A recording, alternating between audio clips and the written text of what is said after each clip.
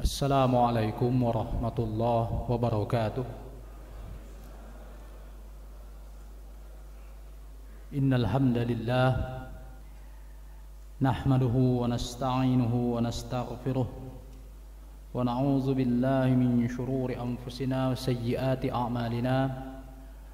Man yahdihillahu fala mudilla lahu wa man yudlil fala hadiya lahu.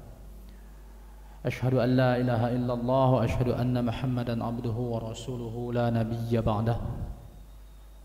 Allahumma salli wa sallim ala nabiyyina Muhammad wa ala alihi wa sahbihi wa man tabi'a hudahu ila yaumil qiyamah, amma ba'd. Jamaah salat subuh Masjid Harapan Jaya yang dimuliakan oleh Allah. Alhamdulillah. Pertama-tama kita memuji dan bersyukur kepada Allah Ta'ala atas segala limpahan rahmatnya pada kita. Dan juga kemudian kita bersalawat dan salam kepada junjungan kita Nabi besar Muhammad sallallahu alaihi wasallam, yang pada sampai detik ini kita masih menjadi hamba-hamba Allah dan pengikut setia Rasulullah sallallahu alaihi wasallam. Makanya doa kita senantiasa adalah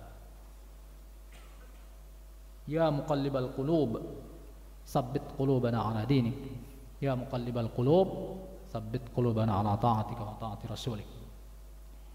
Minta kepada Allah Ta'ala agar mentasbit. Tasbit artinya meneguhkan langkah kaki kita dalam jalan Islam ini, istiqamah sampai akhir hayat, sehingga kita berakhir dengan husnul khatim. Nah, keteguhan inilah yang mungkin menjadi satu bahasan kita, ya, teguh di jalan Allah. Kalau kita lihat saudara-saudara kita yang ada di Palestina, bahwa mereka diteguhkan oleh Allah. Mereka bukan teguh, tapi diteguhkan. Beda. Yang namanya manusia, kita seberapa kuat kita dalam menghadapi berbagai macam ujian. Kalau bukan karena Allah, bukan Allah yang meneguhkan kita, maka tentu kita sudah goyah. Maka kita melihat, mengikuti segala macam perkembangan saudara-saudara kita di Palestina sana. Dan pagi ini insyaallah kita akan bersama melaksanakan aksi solidaritas, ya. Dan apa yang paling penting dari sini? Yang paling penting dari sini adalah banyak sekali pelajaran. Pertama, sebelum hal itu, yang perlu kita ketahui adalah bagaimana sebenarnya masalah Palestina masalah apa sih gitu. Kadang-kadang generasi kita juga sudah banyak nggak tahu. Ya, apa sih kerjaan perang terus di sana? Banyak orang ngomong begitu kan? Karena dia tidak tahu masalahnya ada apa. Dari sisi historis, humanitinya atau kemanusiaannya, dan sisi akidah ada di situ semua. Oke, mungkin sedikit, ya. Bagaimana sih ceritanya Palestina ini bisa berkonflik? Ini awalnya adalah ketika orang-orang Yahudi ini ingin memiliki tanah dan membuat satu semacam bid'ah sebenarnya. Bid'ah dalam agama mereka sendiri. Makanya kan banyak Yahudi yang tidak setuju dengan Israel itu. Karena menurut dia ajaran Zionis. Jadi Zionis itu tidak semua Yahudi setuju. Namanya Zionis itu, Zion itu ada bukit di sana namanya Zion. Kalau kata Babe Haikal, Zion itu artinya kembali dari bahasa mereka Ibrani. Jadi maksudnya kembali ke tanah air yang dijanjikan. Mungkin maksudnya tanah air yang dimana Nabi Musa alaihissalam, yang ketika tanah kelahiran Nabi Yakub alaihissalam, dan mereka adalah keturunan Nabi Yakub, Bani Israel, makanya disebutnya Bani Israel.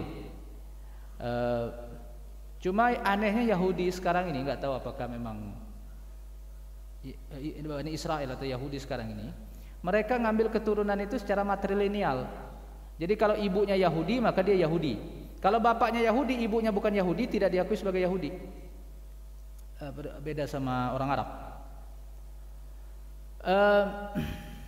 Jadi tanah itulah yang mana mereka dulu berasal dari situ.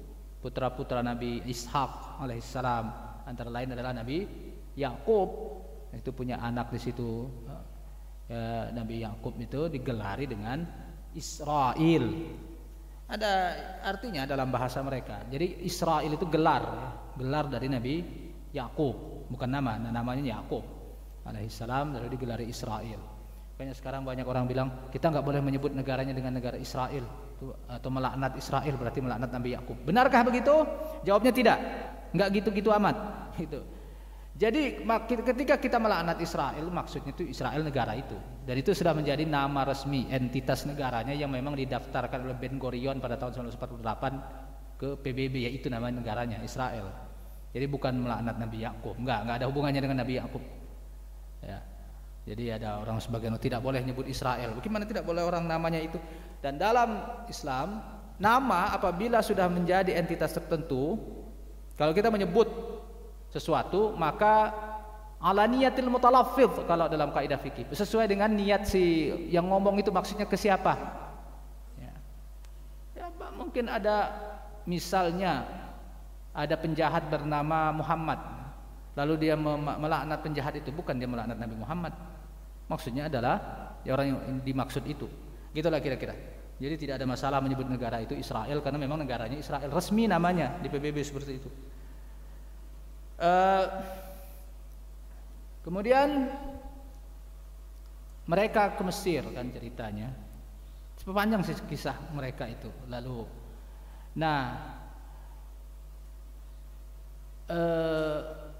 mereka diperintahkan masuk ke negara itu sejak Nabi Musa alaihissalam, karena itu perintah Allah sendiri sebagaimana dalam surah Al-Maidah, ya ayyuhalladzina Nabi Musa berkata kepada kaumnya, ya qaumi dukhul ardal muqaddasata allati kataballahu lakum wa la tartaddu ala adbarikum fatanqalibu khasirin. Itu Al-Maidah 15 berarti ya, 12, 13, 14, 15 berarti. Ayat 15 atau 14. Masuklah ke negeri al-muqaddasah. Nah, jadi memang bahasanya Nabi Musa memang menyebut negeri itu negeri muqaddasah, negeri yang disucikan. Al-ardal muqaddasah allati kataballahu lakum. Allah telah menetapkannya untuk kalian itu. Nah, jangan mundur ke belakang sampai kalian menjadi orang-orang yang merugi. Apa jawab mereka? Qalu ya Musa inna fiha qauman jabbarina wa inna lan nadkhulaha hatta yakhruju minha. Fa in yakhruju minha fa inna dakhilun. Oh ya Musa, itu ada orang-orang kuat di situ. Kami tidak akan mau masuk sampai mereka keluar dari situ. Nah, lalu kemudian adalah orang-orang yang beriman. Qala rajulani minal ladzina yakhafuna an amallahu alaihim adkhulu alaihimul bab. Masuklah dengan melalui pintu yang telah ditetapkan. Kalau kamu masuk dari situ, fa innakum ghalibun wa 'alallahi fatawakkalu in kuntum mu'minin. Maka kalian pasti akan menang melawan orang-orang yang kalian jabarin itu atau orang-orang yang kuat itu. Ya, mereka takut karena penduduk-penduduk yang ada di situ adalah para, ya katakanlah para preman gitu, yang mereka takut berperang. Mereka baru saja selamat dari Firaun. Ya. Nah, mereka jadi tapi memang sifat penakut ini menjadi ciri Bani Israel. Hatta dalam perang ini pun kita lihat begitu. Nah, lalu sifat-sifat ini dalam Al-Qur'an ini diceritakan itu untuk kita mengambil ibrah. Antara lain apa ibrahnya dari situ? Ketika disuruh masuk, apa katanya kepada Nabi Musa alaihissalam? Udah disuruh masuk, kamu pasti menang. Kalau kamu beriman, kamu pasti menang. Tapi apa jawabnya? Ya Musa, inna lan nadkhulaha abadam madamu fiha. Kami enggak akan masuk selamanya, selama mereka masih ada di situ. Nah, terus gimana? Fazhab anta wa rabbuka faqatila innaha huna qa'idun. Kamu sama Tuhan kamu sana pergi perang deh. Kami nunggu di sini ya. Kalau menang bilang kita. Itu mental apa itu? 24 ya ayat itu ya. Ayat 24. Ya. Mana Pak Haji? Biasanya suka nyari ayat. Itu jadi dia udah kamu pergi sana perang, kami nunggu sini hasilnya. Itulah mentalitas Bani Israel. Nah kita jangan punya mental seperti itu. Kamu berjuang dong. Kalau udah menang bilang-bilang ya kita nikmati bareng. Tapi kalau kamu kalah, ya itu resiko. Saya selamat. Itu mental Bani Israel yang diadopsi oleh orang-orang munafik di masa Rasulullah Sallallahu Alaihi Wasallam, dan juga banyak munafik sudah jadi banyak sekarang ini. Dia maunya cuma menikmati hasil, nyuruh orang lain yang kerja, dia nikmatin hasil. Kalau itu yang kerja itu celaka atau salah, nah, lalu disindir, nah gue bilang juga apa gitu. Nah, itu jahat benar itu kan, dan menjengkelkan sekali. Itulah apa maksud Allah menceritakan itu, karena itu akan terjadi juga pada umat ini. Jangan begitu. Makanya kita jangan punya mental seperti Bani Israel itu. Kita kalau mau sukses kita harus terlibat. Kayak gini nih masalah Palestina nih. Banyak orang ngomong apa? Pokoknya banyak. Ini gara-gara itu, udahlah, gara-gara yang lain. Kitanya, peran kita mau jadi apa? Nah, maka sekecil apapun apa yang kita bisa lakukan. Kenapa? Karena Allah yang menilai itu, Allah yang melihat itu. Allah yang melihat nih siapa-siapa saja yang berperan atau berpartisipasi aktif dalam perjuangan ini. Ini siapa yang datang pergi nanti pagi ini misalnya. Dengan niat ingin turut berpartisipasi dalam bentuk pembelaan, tidak akan disia-siakan oleh Allah. Ini kita baru berpikir, apa juga gunanya panas-panas capek-capek di jalan. Kita tidak melihat guna dalam arti terbatas. Kadang-kadang orang berpikiran sempit. Tetapi ada banyak faktor di situ. Kalau informasi itu menjadi penyemangat para pejuang. Baik, sedikit kembali saya ini. Jadi, nah itulah artinya setelah orang Yahudi ini sudah bertebaran kemana-mana, kemudian ditaklukkan oleh kaum muslimin di masa Umar bin Khattab radhiyallahu an. Ya situ waktu itu sih penguasanya tidak ada. Penguasanya siapa? Penguasanya Romawi. Penguasanya Romawi karena dia berbatasan langsung dengan Eropa. Sebelah utaranya atau sebelah atasnya, coba lihat peta. Palestina itu langsung ke Samudra Atlantik itu. Iya. Karena sebelah sananya, ke sebelah baratnya lagi kan Eropa.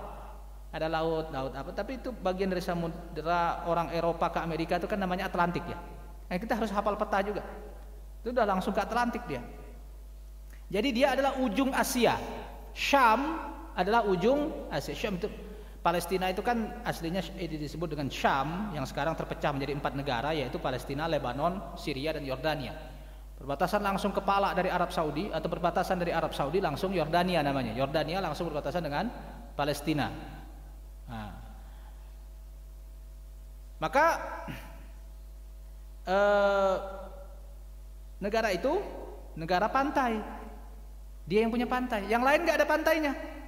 Syria nggak ada pantainya, Lebanon nggak ada pantainya, Yordania nggak ada pantainya. Kenapa? Ketutup. Ada si Yordania itu kena sedikit ke laut itu, laut mati, perbatasan antara Afrika dengan Arab Saudi itu laut apa sih namanya? Tapi intinya mereka tidak. Yang ada pantai ya Palestina itu.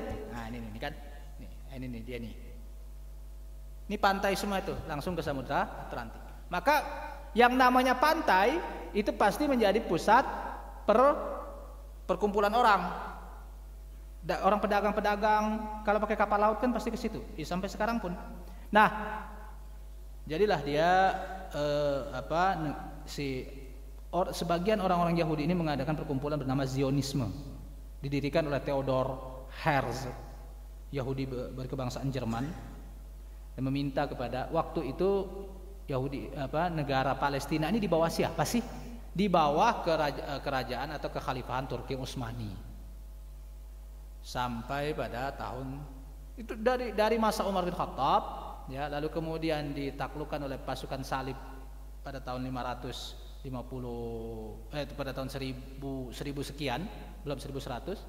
Lalu direbut kembali oleh Salahuddin Al-Ayyubi tahun 1100 atau 1200. 100 tahun kemudian lah pokoknya. Jadi dikuasai oleh orang-orang pasukan salib selama lebih kurang 100 tahun sebelum kemudian dibebaskan oleh Salahuddin Al-Ayyubi dalam perang yang fenomenal, perang Hittin namanya. yang berhasil merebut kembali Al-Quds. Kalau disebut Al-Quds berarti Palestina itu secara keseluruhan. Nah, lalu habis itu sampailah kemudian sekarang ini, dari masa Salahuddin Al-Ayyubi tahun 556 Hijriah, 556 berarti ya 900 tahun yang lalu. 900 tahun berada dalam kekuasaan kaum muslimin sampai ke Turki Utsmani.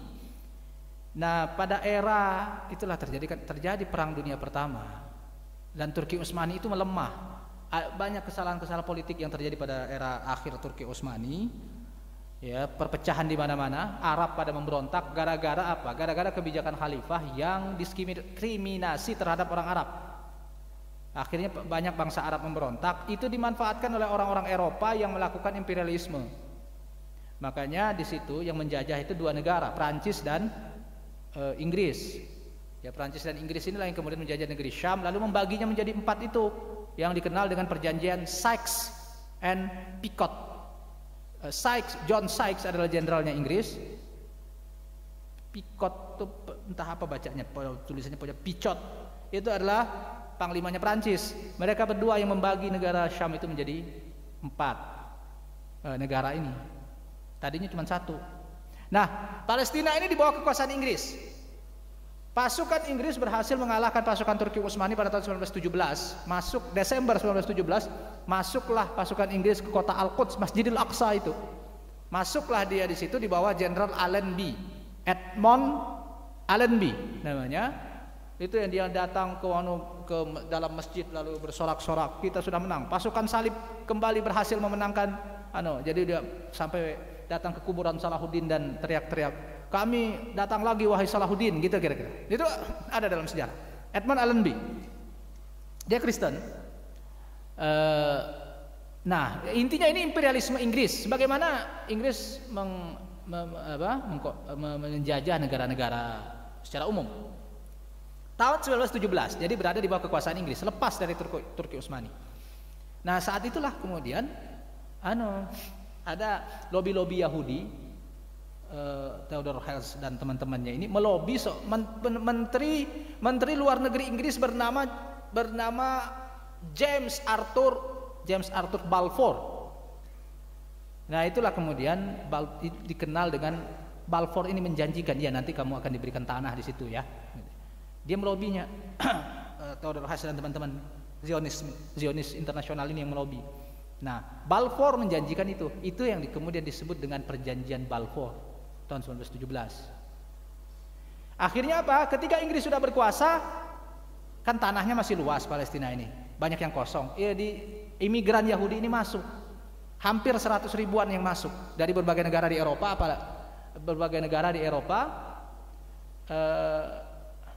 Hitler itu kapan, Pak? Perang Dunia Pertama apa kedua? Kedua ya?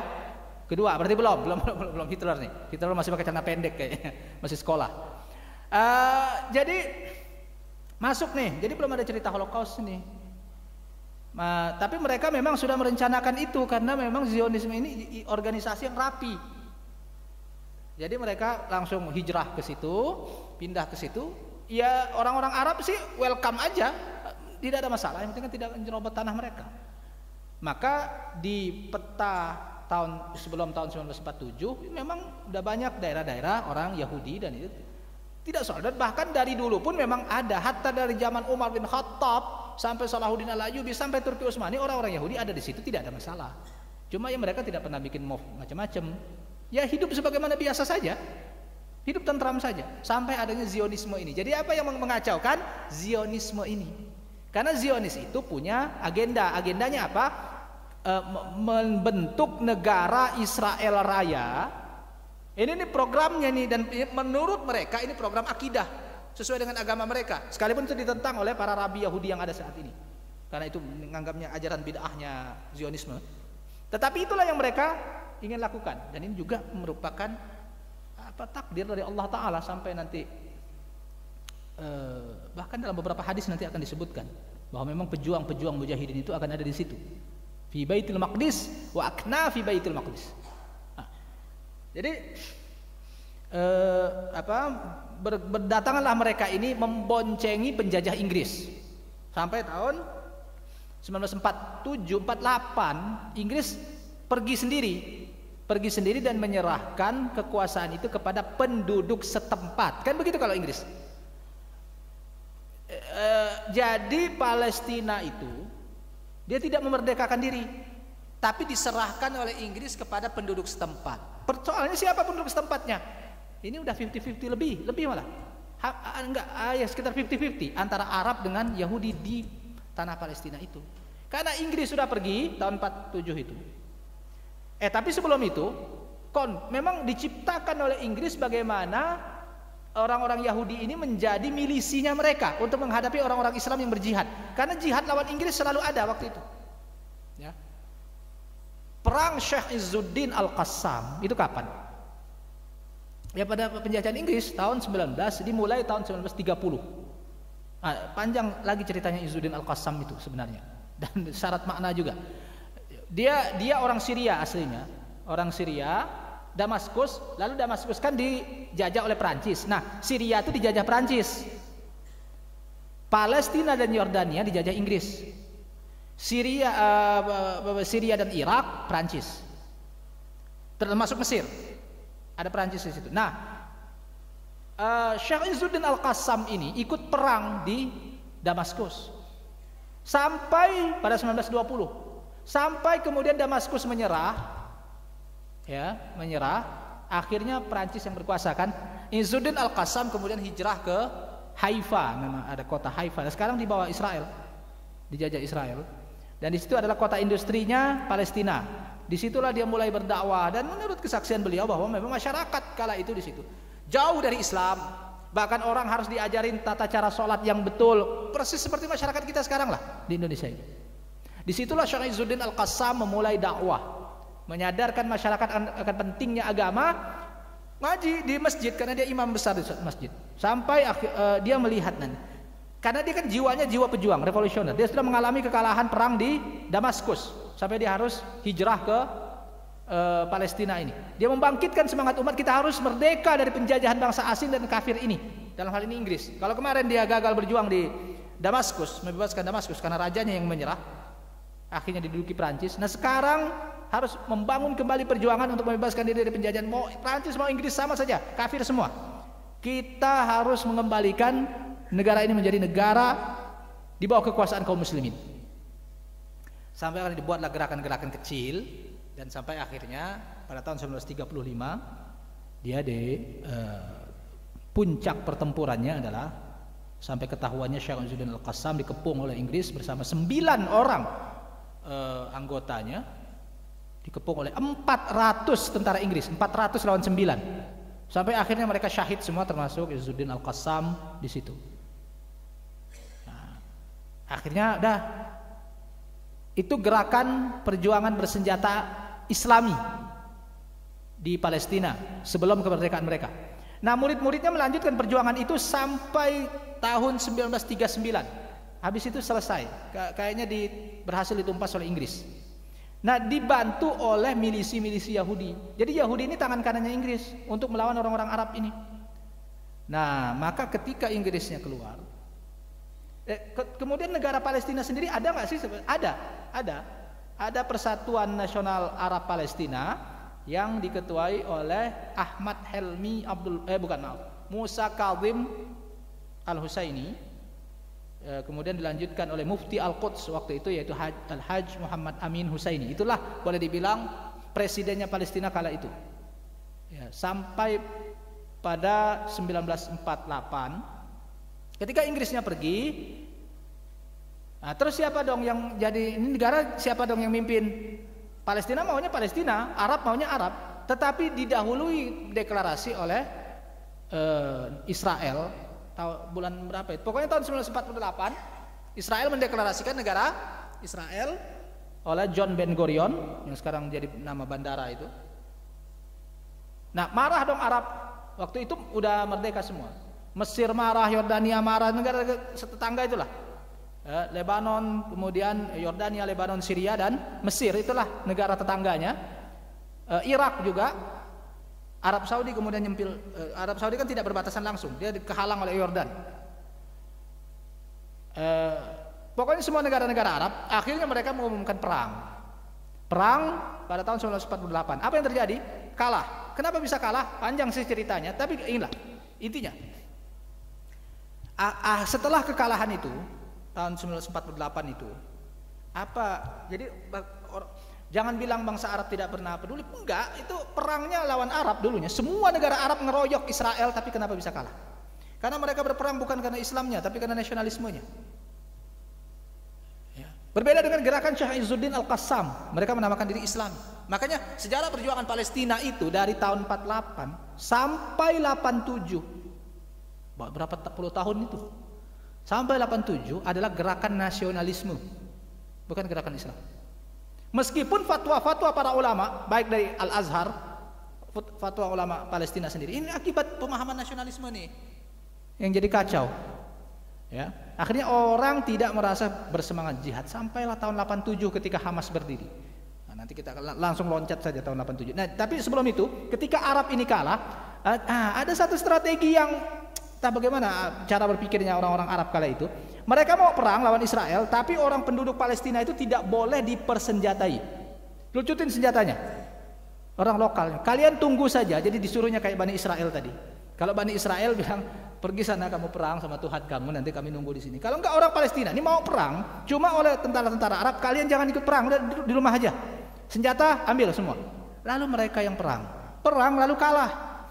Ketika kalah, mereka kan pulang ke negaranya masing-masing. Mesir pulang ke Mesir, Yordan pulang ke Yordan, Syria pulang ke Yordan, Lebanon pulang ke Lebanon. Nah, terus orang Arab yang ada di situ di Palestina gimana nasibnya? Senjata sudah enggak ada. Dibantai sama Israel. Itulah yang kemudian disebut dengan peristiwa Nakbah. Nakbah itu pengusiran besar-besaran dan pembantaian. Karena memang maunya udah kalian pergi dari sini, ini tanah mau kami ambil secara paksa. Enggak mau pergi, dibunuh. Makanya terjadi beberapa pembantaian cukup terkenal pada Nakbah itu, sekitar 10-20 ribu orang Palestina dibunuh waktu itu tahun 48 itu. Lalu mereka diusir. Kemana perginya? Mengungsilah mereka dari ini kan pantai tadi tuh, yang pantai Tel Aviv. Tel Aviv itu pantai, kota pelabuhan Tel Aviv itu. Nama Arabnya At-Tallur Rabi', Tel Rabi' namanya, kalau diubah oleh mereka jadi Tel Aviv. Kemudian ke sini lagi Askelon namanya, Asqalan, bahasa Arabnya Asqalan. Kita dengar ada nama Ibnu Hajar Al-Asqalani, itu dari situ. Nah, kemudian kesananya lagi Sderot namanya, ke arah ke arah menuju ke Afrika sana tuh. Berarti ke utara. Sderot, habis Sderot tuh baru namanya Gaza. Nah, itu tempat lahirnya Imam Syafi'i dan lain-lain. Itu namanya Gaza. Nah, siapa penguasa Gaza ini? Mesir. Dia tidak berada di bawah Israel waktu itu, dan memang masih Mesir. Dan seluruh pergerakan Palestina pusatnya di Gaza itu. Haji Muhammad Amin Husseini dan pemerintahan umum Filistin itu berada di pusatnya di Gaza. Sementara Al-Quds dan tepi barat, kalau ngomongin ini harus lihat peta biar kita paham tempatnya di mana. Kenapa sih mencar-mencar gitu? Karena memang dari dulu memang udah mencar. Al-Quds atau kota Yerusalem itu dikuasai oleh siapa? Yordania. Mereka jadi ada dua gerakan di sana itu. Satu sepakat di bawah Yordania, satu sepakat di bawah Mesir. Pemerintah umum Filistin yang mewakili bangsa Palestina, Haji Muhammad Amin Husseini, itu dikendalikan oleh Mesir. Maaf, bahasanya dia bukan jadi bonekanya Mesir. Makanya susah merdeka. Gara-gara Mesir juga nih. Ya jadi panjang sih kisahnya itu. Kenapa bisa digantung-gantung seperti pingpong-pingpong begitu orang-orang Palestina oleh orang Arab sendiri sebenarnya. Terutama Mesir. Akhirnya dah selesailah cerita itu. Jadilah jalur Gaza itu tempat pengungsi. Jadi jalur Gaza itu memang dari tahun 48 sudah jadi tempat pengungsi. Makanya sampai sekarang jalur Gaza itu ditetapkan oleh PBB sebagai tempat pengungsi. Nah disitulah di jalan kecil paling segede Bekasi beginilah Gaza itu, segede kota Bekasi ini. Jadi selesai itu perang kalah tahun 48, terus berlobi. Nah Israel ini kan makin merangsek, makin banyak pembantaian terjadi, penyerobotan terjadi. Nah pusat Islam tinggal di tepi barat dan di jalur Gaza itu, karena jalur Gaza masih dikuasai oleh Mesir. Sampai perang tahun 1967, akhirnya Israel benar-benar itu kemenangan telak Israel tahun 67, di mana Mesir dan Yordania dan Syria, 3 negara yang Lebanon.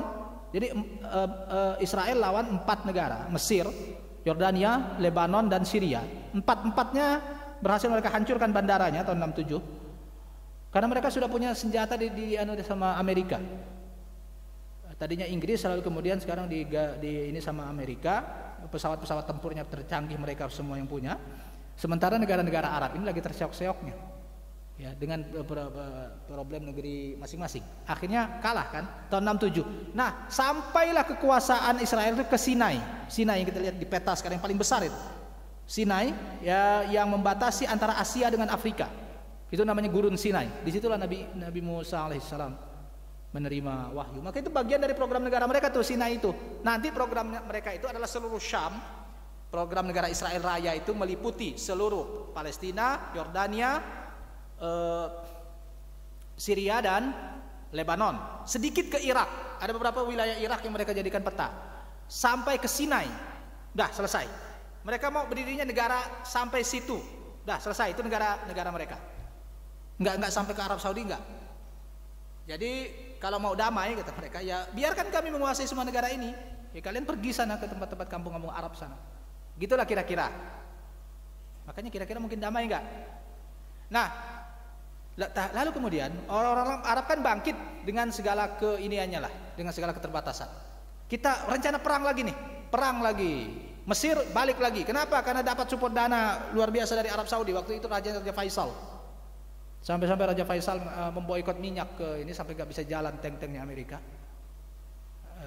Yang mungkin bapak-bapak yang sudah sangat muda di tahun itu mungkin. Kalau coba persoalkan di tahun itu kan TV cuma ada TV hitam putih ya. Orang coba ini kan dengan surat kabar. Nah, tahun 73 Mesir kembali memulai perang sampai akhirnya menang pada bulan Ramadan, berhasil merebut Sinai. Tapi jalur Gaza nggak berhasil kerebut, tetap ke Israel. Nah, itulah terjadi. Maka sekarang ini singkatnya saja, kenapa? Apa sih sebenarnya? Kenapa negara Arab nggak peduli dengan Gaza? Karena sudah ada agenda yang berbeda antara Hamas dengan negara Arab. Jadi gini, ada peta tahun 1967 di mana hasil dari perang itu Israel menguasai seluruh wilayah pantai kecuali jalur Gaza. Kemudian Palestina menguasai perbatasan Yordania sampai ke Yerusalem. Itulah yang kemudian disebut dengan tepi barat, West Bank. Gede tadinya, tahun 67 masih gede. Makanya kalau dilihat peta warna hijau, masih gede itu.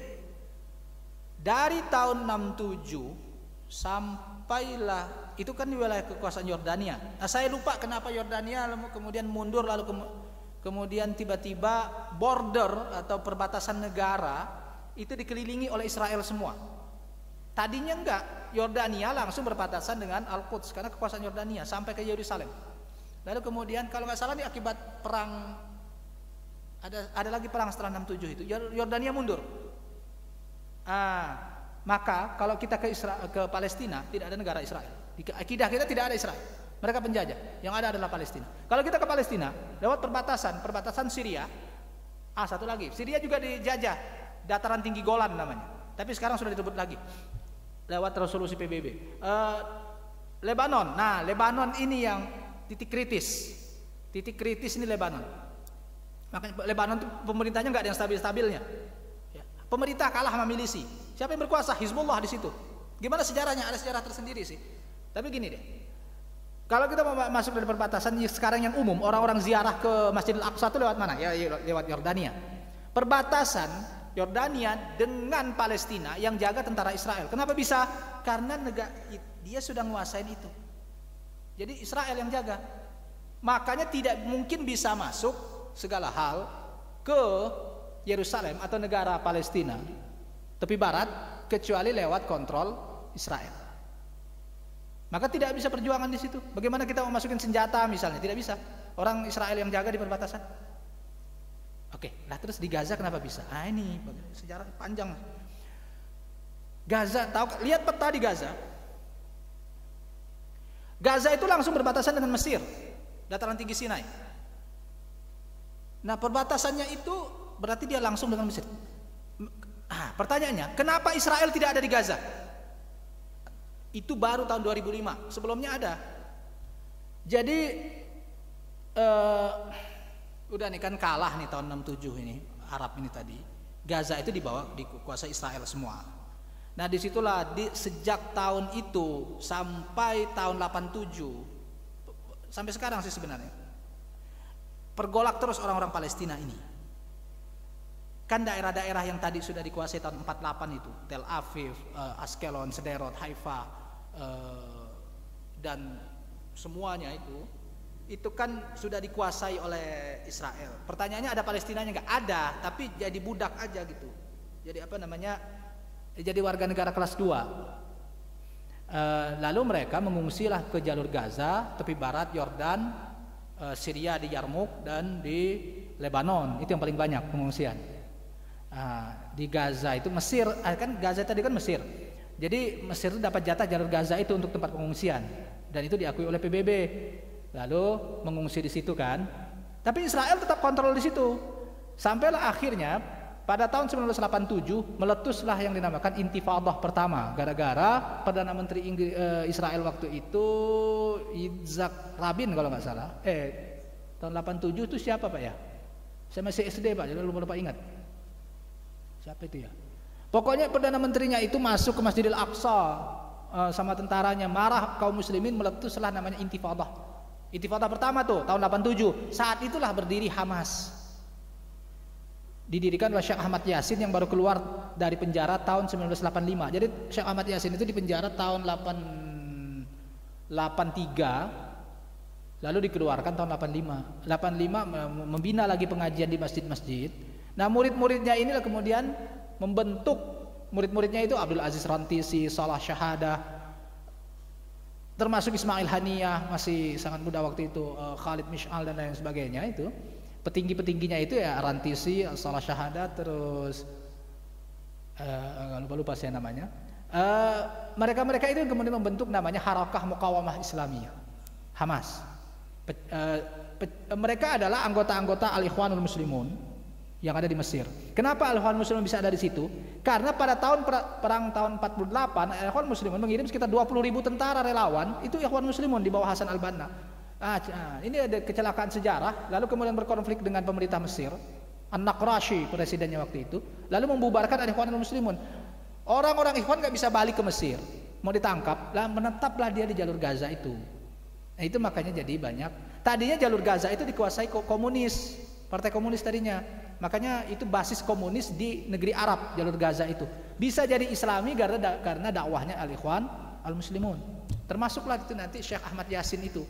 Dia itu orang Askelon tadinya, orang Askalan, lalu kemudian pindah ke jalur Gaza itu karena memang Nakbah, dari peristiwa Nakbah, keluarganya diusir. Jadilah dia pengungsi di jalur Gaza itu. Lalu kemudian kembali menjadi guru.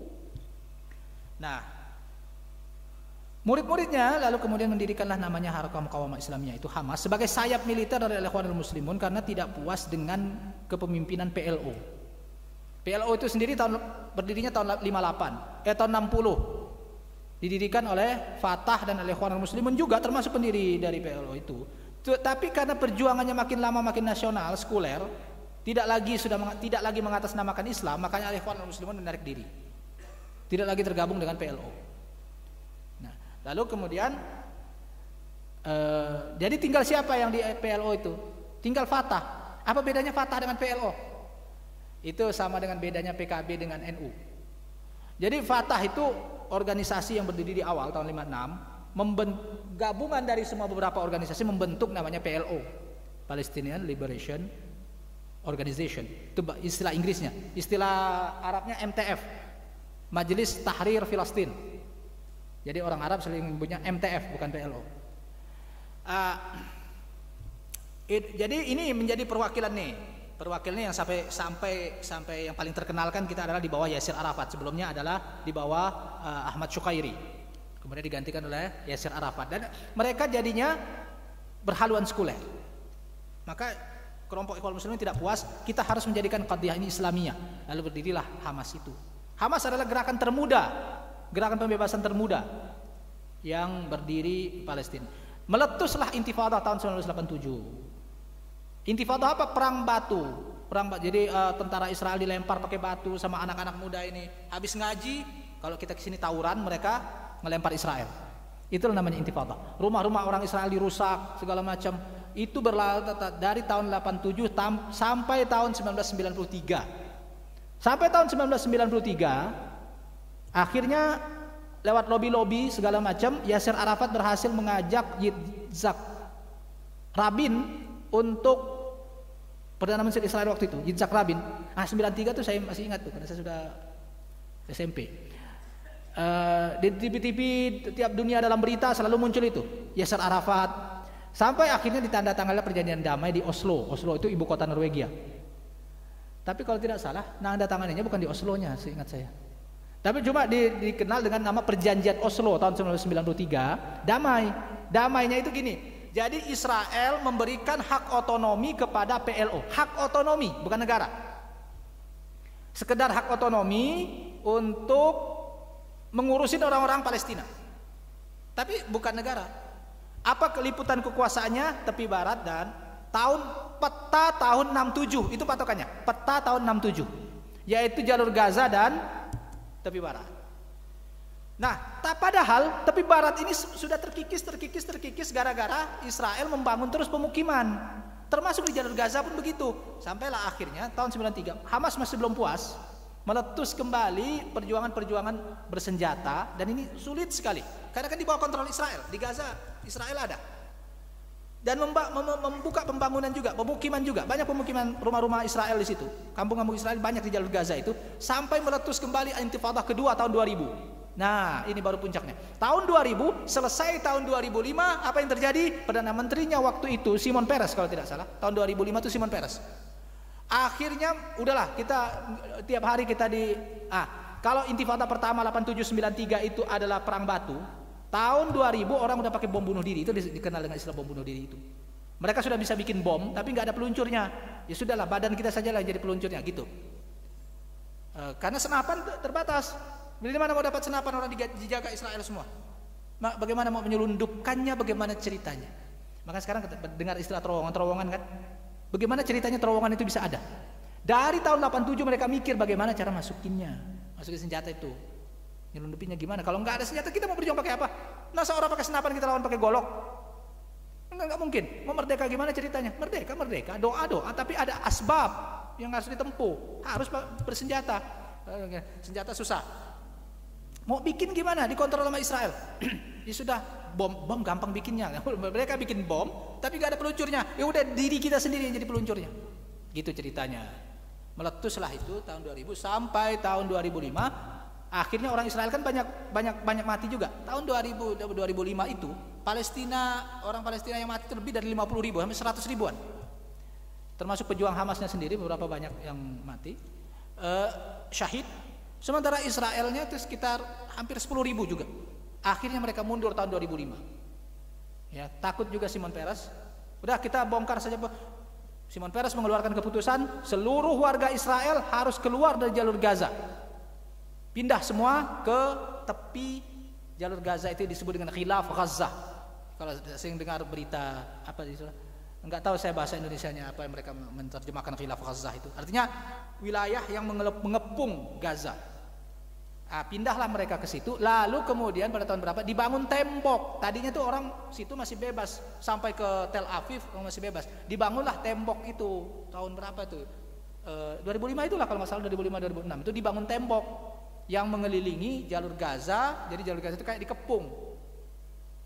Jadi nggak ada Israel lagi di situ. Nah, ketika tidak ada lagi Israel itu kenapa jadi tidak ada Israel? Karena mereka mundur gara-gara tidak tahan menghadapi Intifadah. Catat itu. Tidak tahan menghadapi Intifadah perjuangan bangsa Palestina ini yang melempar batu, yang melempar bom segala macam. Akhirnya mereka mundur. Kosongkan jalur Gaza. Jadilah jalur Gaza murni merdeka milik orang Palestina. Sampai sekarang. Itu tidak disia-siakan oleh Hamas. Mereka lalu membentuk cepat perkembangannya Hamas itu. Karena Israel sudah nggak ada, berarti jalur Gaza sudah tidak dikontrol Israel. Disitulah mereka bikin senjata segala macam. Bebas kan? Nggak ada yang kontrol. Bebas. Nah, sampailah mereka berkuasa, tahun 2006 dilaksanakan pemilu. Pemilu menang mereka 70% pemilunya. Naiklah Ismail Haniyah sebagai belum sih itu masih habis itu Fatah. Nah, ini penyakitnya karena tahun 2003 kalau nggak salah Yasir Arafat wafat ya. Jadi Israel kan tidak senang ini kalau mereka sudah bangsa Palestina sudah mulai bersatu, lalu kemudian mereka mengadakan pemilu menang. Kenapa Hamas bisa menang? Karena rakyat tidak suka sama PLO. Banyak masalah, banyak korupsinya dan tidak ada auditnya. Bantuan internasional banyak, lari. Apalagi waktu itu setelah dipimpin Mahmud Abbas sampai sekarang ini.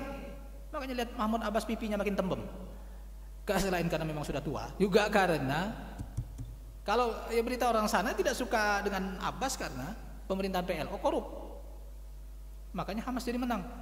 Waktu itu tahun 2006 menang, mendirikan pemerintahan, sempat konflik juga didamaikan oleh Raja Abdullah di Mekah. Maka dikenal deklarasi Mekah perdamaian antara Hamas dengan PLO. Berdirilah pemerintahan di Gaza oleh Israel ini karena Fatah ini sudah banyak disusupi. Akhirnya mau kudeta, Ismail Haniyah mau dikudeta. Kalau nggak salah rumahnya sempat diserang. Bangkitlah ya di saat itu sudah dibentuk namanya Brigade Izzuddin Al-Qassam. Itu sayap militernya Hamas itu. Dan mereka sudah kuat, senjata ada banyak. Kenapa bisa senjata ada banyak? Karena Israel sudah nggak ada berkuasa di jalur Gaza, nggak tahu dari selundup dari mana. Yang jelas, maka kita harus tahu ada namanya perbatasan Rafah yang sering kita ini ya. Itu perbatasan membatasi Mesir dengan Palestina.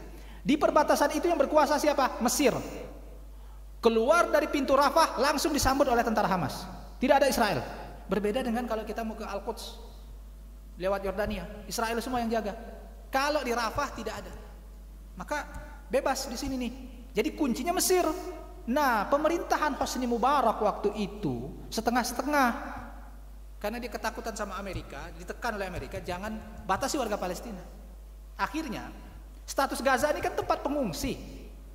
Bukan negara. Maka secara hukum internasional perbatasan antara Mesir yang diakui Amerika ya, Rafah ini perbatasan Mesir dengan Israel. Tapi kan gak ada orang Israel situ.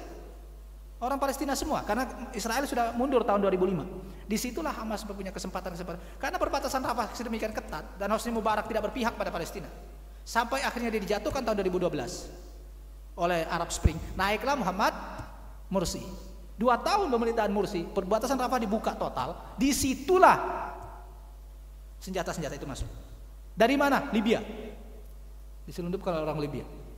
Bagaimana ceritanya mereka bisa punya Kornet misalnya? Kornet anti tank itu dia selalu masuk dari Rafah itu. Era pemerintahan Mursi. Begitu Mursi jatuh, makanya Israel nggak senang kan kalau Mursi, dia harus dijatuhkan. Maka dijatuhkan dan dibikin konflik di Mesir. Karena Mursi ingin membatalkan perjanjian Camp David tahun 1979. Bapak ingat kan? Yang digagas oleh Jimmy Carter, Anwar Sadat. Gara-gara itu kemudian Anwar Sadat ditembak sama tentaranya sendiri. Jadilah Mesir membina hubungan diplomatik pertama, negara Arab pertama yang menyerah, boleh dikatakan menyerah dengan Israel, menghentikan perang lalu buka kedutaan Israel. Gara-gara itu kemudian dia dikeluarkan dari Liga Arab tahun 79. Sekarang malah negara Arab semuanya pengen buka duta. Terakhir adalah Arab Saudi. Belum sempat, baru ada pembicaraan Arab Saudi mau buka. Normalisasi namanya. Normalisasi itu apa sih? Normalisasi itu artinya perjanjian damai permanen dengan Israel. Kita mengakui negara berdaulat bernama Israel dengan kekuasaan tahun 48, tapi sebagai imbalannya kita diberikan negara merdeka bernama Palestina, bukan otonom. Perjanjian Oslo 93 cuma otonom. Sekarang negara merdeka bernama Palestina, beribu kota di Yerusalem, itu permintaan negara-negara Arab, dengan wilayah tepi barat dan jalur Gaza. Jadi wilayahnya ngeloncat. Jalur Gaza dengan tepi barat. Tengah-tengahnya Israel. Makanya orang jalur Gaza nggak bisa ke tepi barat. Karena kan makanya penyerangan 7 Oktober tadi kemana? Pasukan Hamas itu mau menuju ke Al-Aqsa, tapi kan masih kehalang. Jadi itulah proposalnya. Proposal dibikin oleh Joe Biden. Lalu proposal itulah yang kemudian mau UEA itu betul agennya tuh. Sampai orang bilang Uni Emirat Arab itu Zionisnya Arab. Dia tuh yang paling kencang mendukung normalisasi itu. Nah, lalu kemudian digajaklah Arab Saudi. Arab Saudi kan sebenarnya sangat tidak mungkin. Tetapi gara-gara Muhammad bin Salman yang sudah mulai luntur ininya nih, keislamannya ini. Maksudnya dalam arti lihat, bayangkan saja tiba-tiba di Riyadh ada orang joget-joget Riyadh Season itu. Bagaimana ceritanya kok Arab Saudi ada orang berjoget-joget? Ini Muhammad bin Salman dimasukin. Dia udah berubah menjadi sekuler dan mengkhianati perjuangan para leluhurnya. Oke, singkatnya saja intinya adalah kemudian habis itu inilah yang tidak memungkinkan perdamaian. Kenapa? Hamas sebagai penguasa otoritas jalur Gaza. Agenda Hamas adalah kembalikan negara Palestina tahun 48. Bayangkan itu. Jadi gini, ternyata Hamas tidak oke saja kalau dikasih wilayah tahun 67. Oke, tidak masalah bagi Hamas, tapi dengan syarat tidak ada negara bernama Israel. Loh, terus wilayah tahun 48 bagaimana? Silahkan Yordan kalau mau kuasai, silahkan Syria kalau mau kuasai, silahkan Mesir kalau mau kuasai, tapi bukan Israel. Nah, itu yang tidak mungkin disetujui oleh Israel dan Amerika. Nah, negara-negara Arab ini, Hamas ini penghalangnya nih. Maka hampir semua negara ini Hamas penghalangnya. Makanya kenapa mereka tidak bantu di jalur Gaza itu? Karena otomatis mereka akan bantu Hamas. Mereka ingin Hamas dimusnahkan. Negara Arabnya, termasuk Mesir, apalagi Mesir. As-Sisi udah jadi bonekanya Israel. Termasuk Arab Saudi. Jadi gini, mereka mendukung Palestina tapi tidak mendukung Hamas. Karena Hamas dianggap sebagai penghalang perdamaian, normalisasi itu. Normalisasi isinya harus mengakui negara Israel dan tidak boleh lagi ada perang. Gitu. Itu sama saja sebenarnya dengan menyerah. Islam menyerah, Hamas nggak mau. Maka Hamas dan faksi-faksi kecil lainnya yang disebut dengan mukawamah itu artinya perlawanan, itulah yang mempertahankan terus untuk tidak mau menandatangani normalisasi itu. Maka jadilah sebenarnya serangan 7 Oktober itu rentetan dari peristiwa-peristiwa sebelumnya. Karena kan jalur Gaza dibom terus, hampir tiap hari dibom, cuma kan tidak diberitakan aja. Kita baru tahunya meledak pas 7 Oktober ini aja. Dan serangan 7 Oktober itu konon menurut berita-berita dari ini sih, tentara Israel yang mati itu sebenarnya udah lebih dari 4.000 hanya di 7 Oktober.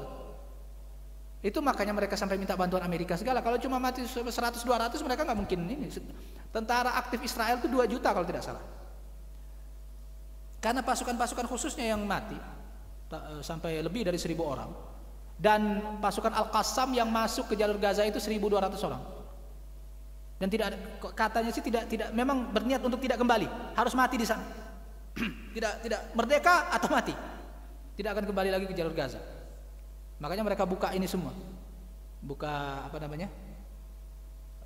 topeng mereka itu. Nah, itulah. Jadi masih banyak sebenarnya yang pengen kita ceritakan, tapi paling tidak ini memberikan gambaran saja. Begini kisahnya supaya kita tahu kita ini berjuang untuk apa sih, dan kita memperjuangkan apa sih? Memperjuangkan sebuah negara Palestina merdeka tahun 48 wilayahnya. Dan itulah agendanya para mukawamah dan menolak. Ini gini saja Pak. Kalau Bapak pergi ke nanti nih, agenda yang ada di kepala Bapak Ibu sekalian adalah mau mengakui adanya negara Israel atau tidak? Itu saja. Kalau mau mengakui negara Israel berarti sesuai proposal Joe Biden adalah normalisasi. Itu yang mau hampir ditandatangani oleh Arab Saudi. Meletus 7 Oktober, Arab Saudi mundur lagi. Itu keberhasilan 7 Oktober. Kalau sampai Arab Saudi tanda tangan, selesai. Karena Mesir sudah tanda tangan, tinggal Arab Saudi sama Qatar emang gak dihitung, dengar kecil. Arab Saudi intinya ini. Makanya Amerika dan Israel sangat berkepentingan Arab Saudi jangan coba-coba campur, jangan sampai ada Faisal kedua. Sampai ada Raja Faisal kedua, habis mereka. Sangat bisa sekali Muhammad bin Salman dengan segala persenjataan yang ada, dengan segala karena Raja Faisal, ekonomi Arab Saudi nggak sebagus ini, morat marit juga. Ya, apalagi sempat dibom juga oleh Amerika kan. Di saat ini sekarang ini ekonomi Arab Saudi itu lagi tinggi-tingginya, lagi kaya-kayanya, dan saat inilah sebenarnya kalau ingin berjuang, tapi itulah takdir Allah. Takdir Allah ingin menguji para mukawamah dan mujahidin ini bahwa kalian hanya boleh berserah kepada Allah, bukan kepada Turki, bukan kepada Arab Saudi, bukan kepada Mesir, tapi hanya kepada Allah. Itu ujiannya panjang sekali dan mungkin Tak bisa 1-2 kali pertemuan kita membahas itu ya Bapak-bapak sekalian. Ya. Tapi inilah insyaallah dengan adanya gambaran seperti ini kita tahu bahwa kita berjuang untuk apa.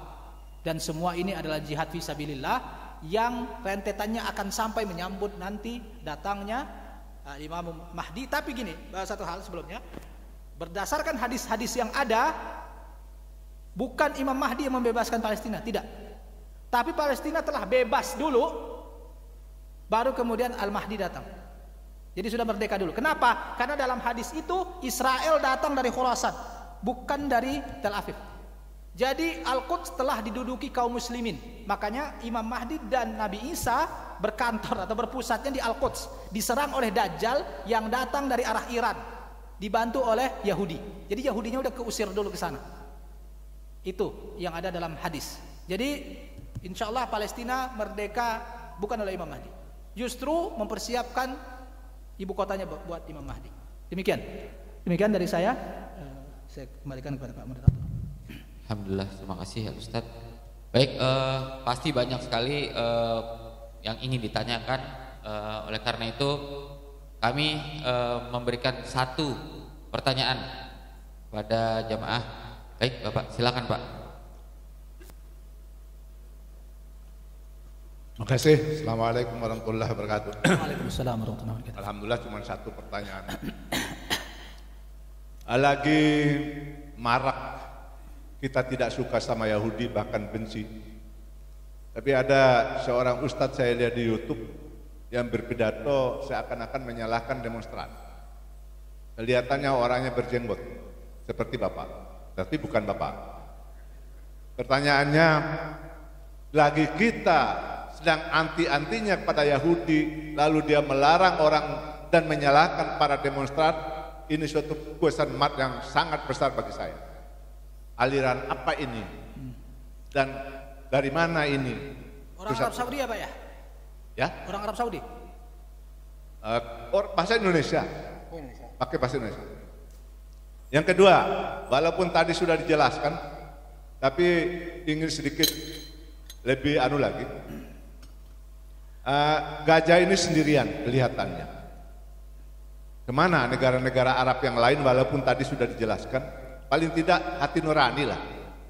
Jangan hanya karena normalisasi. Sama-sama Islam dibantai sedemikian rupa oleh Yahudi, tapi negara-negara Arab yang lain bungkam, termasuk Mesir, menutup perbatasan. Hanya baru-baru ini karena himbauan PBB sehingga ada beberapa bantuan yang bisa lewat ke Mesir. Seperti dikatakan tadi, Yordania, Suriah, hanya 3 yang membantu Hamas ini. Itu pun bukan negara. Seperti Hizbullah, Houthi, hanya 2 yang bantu. Selebihnya 0. Nah, Palestina juga di tepi barat kok berdiam diri walaupun ada gerakan-gerakan sekarang dari Fatah yang demo. Kemana Mahmud Abbas? Kok diam saja begitu lihat saudaranya sesama muslim dibantai? Hanya itu saja. Terima kasih. Assalamualaikum warahmatullahi wabarakatuh. Waalaikumsalam warahmatullahi wabarakatuh. Baik. Memang orang-orang banyak yang melarang demo itu dengan alasan macam-macam. Tapi abaikan saja itu. Abaikan saja, tidak usah pedulikan. Biarkan saja mereka dengan pendapat mereka. Siapa tahu mereka bantu dengan cara yang lain, biarin aja. Kita sesuai dengan apa yang kita yakini dan bahwa demo-demonstrasi ini insya Allah dibenarkan secara syariat. Panjang lagi kalau kita mau bahas, ya. Ada khilafiyah dalam, tapi kita insya Allah ini sesuai dengan syariat. Ada banyak dalil yang bisa kita gunakan untuk ini. Apalagi ini untuk membela saudara kita kepada sesama muslim. Aslinya kita tuh harus ikut perang, cuma kan kita belum mampu. Ya paling tidak mampu kita demo, ya demo aja. Mampunya kita menyumbang, ya menyumbang. Semampu kita. Fattaqullaha mastata'tum. Bertakwalah kepada Allah sesuai kemampuan kalian. Kemudian, mana negara-negara Arab? Negara Arab mah rakyatnya peduli, pemimpinnya sudah dikendalikan oleh Amerika dan Yahudi, sehingga mereka jadi otak Yahudi. Mahmud Abbas bonekanya Israel. Jadi gini. Jadi siapa sih yang setuju dengan normalisasi ini? Mahmud Abbas. Kalau Mahmud Abbas yang nggak setuju, nggak jadi, karena dialah yang dianggap secara internasional perwakilan dari Palestina. Itu sekian puluh triliun bantuan itu lari kemana? Lari ke Mahmud Abbas, lari ke PLO, sampai tidak ke rakyat Palestina. Wallahu a'lam siapa yang audit. Sampai nggak ke Gaza? Wallahu alam, Gaza kan nyebrang ke sana. Mungkin ke tepi barat mungkin sampai. Tapi mana ada pemukiman lagi tepi barat? Orang dirangsek terus sampai kemarin Masjidil Aqsa di ini. Ada suara Mahmud Abbas? Enggak. Karena dia tidak peduli dengan itu. Yang dia peduli bagaimana memperjuangkan negara Palestina merdeka didampingi Israel, berdampingan dengan Israel secara damai. Maka sebagaimana yang dikatakan oleh Musa Abu Marzuq kemarin, bahwa pemerintah Palestina dalam hal ini di bawah Mahmud Abbas bersepakat dengan beberapa negara Arab agar bagaimana caranya Hamas dimusnahkan. Makanya dibiarkan saja nih serangan Israel itu dengan tujuan memusnahkan Hamas. Nanti kalau Hamas sudah musnah, baru nanti jalur Gaza itu dikuasai lagi kan, dikuasai oleh Israel. Nanti mau diserahkan ke Mahmud Abbas. Begitu proposalnya. Makanya mereka nunggu nih, ini Israel kok lama amat sih memusnahkan Hamas gitu. Itu. Jadi bagaimana? Tidak ada yang akan bantu. Di saat inilah itu saya bilang tadi adalah ketika kita hanya berserah kepada Allah Ta'ala. Ya. Tapi insya Allah Allah akan sebagaimana hati-hati mereka telah dipenuhi dengan iblis, termasuk pemimpin-pemimpin Arab itu, nanti akan ditakutkan pula oleh Allah Ta'ala sehingga akhirnya mereka juga menjadi takut sendiri. Nanti sebentar lagi insya Allah gencatan senjata sepihak. Dan Hamas, tidak ada jalan lagi bagi Hamas. Nggak mungkin Hamas yang mengajukan gencatan senjata. Kalau Hamas mengajukan gencatan senjata berarti dia kalah, dia akan dibasmi, habis. Dan kalau dia dibasmi berarti Gaza sudah tidak ada penjaganya, habislah sudah. Jadi dikuasai Israel lagi. Nah, Israel mungkin menyerahkan kepada Mahmud Abbas karena sudah jadi PLO-nya, sudah jadi temannya dia. Ya nanti akan dirangsek lagi kayak dari tahun 67 sampai sekarang. Dibohongin lagi sama Israel. Nanti kalau jalur Gaza sudah dikuasai, Sinai yang akan dikuasai Mesir. Makanya sebelum menyerang Gaza, pasti Israel akan mengkondisikan Mesir dulu. Kalau sampai misalnya presidennya masih Mursi pada saat ini, itu bisa habis itu Israel. Karena kalau pintu Rafah dibuka, berapa puluh juta relawan yang akan masuk, relawan perang. Taliban sudah minta beri perbatasan buka untuk kami. Kalian wahai pemimpin Arab tidur saja di rumah, tunggu kami, kalian bangun, Palestina udah merdeka, kata Taliban. Kalau Taliban yang minta, kalau negaranya jauh. Satu-satunya negara yang berani perang, benar-benar berani perang untuk saat ini adalah Afghanistan karena dia di bawah Taliban. Tapi ke tempatnya jauh. Berapa negara? Iran, Irak, 3 negara harus dilewati. Dan tidak mungkin membuka perbatasan. Oke, gitulah ceritanya, Pak. Jadi insya Allah jangan khawatir. Ala inna nasrallahi qarib. Pertolongan Allah itu dekat. Maka kita jangan berputus asa dari pertolongan Allah. Allahu Akbar. Assalamualaikum warahmatullahi wabarakatuh. Alhamdulillah telah selesai kajian Ahad pagi ini. Baik Al-Ustaz, mohon bisa untuk menutup secara langsung untuk kajian Ahad ini. Silakan. Baik. Mari kita pertama ikhlaskan niat kita, dan kita sudah tahu kita berjuang untuk apa, dan ingat semua itu untuk jihad fi sabilillah kita. Yang ini yang bisa kita lakukan sebagai kewajiban kita sebagai sesama muslim. Mari kita berdoa. A'udzubillahi minasyaitonir rajim. Bismillahirrahmanirrahim. Alhamdulillahi hamdan katsiran tayyiban mubarakan fihi kama yuhibbu rabbuna wa yarda. Allahumma shalli wa sallim ala nabiyyina Muhammad wa ala alihi wa sahbihi ajma'in. Allahumma ansur ikhwanana al-mujahidin fi Filastin. Allahumma ansur ikhwanana al-mustatafin fi Filastin. Allahumma alayka bil yahud. Allahumma shdud wata'ataka 'ala al-yahudi wa hulafaihim min Amerika wa Urubba. Allahumma alqi fi qulubihim ar-ru'b hatta yukhribu buyutahum bi aydihim wa aydil mu'minin. Allahumma ighfir lil muslimina wal muslimat wal mu'minina wal mu'minat al ahya'i minhum wal amwat innaka sami'un qaribun mujibud da'wat ya qadiyal hajat. Rabbana la tuzigh qulubana ba'da idh hadaytana wa hab lana min ladunka rahmah innaka antal wahhab. Rabbana atina fid dunya hasanah wa fil akhirati hasanah wa qina adzabannar. Sallallahu alaihi sayyidina Muhammad wa ala alihi washabbihi ajma'in. Subhana rabbika rabbil izzati amma yasifun wa salamun alal mursalin walhamdulillahi rabbil alamin.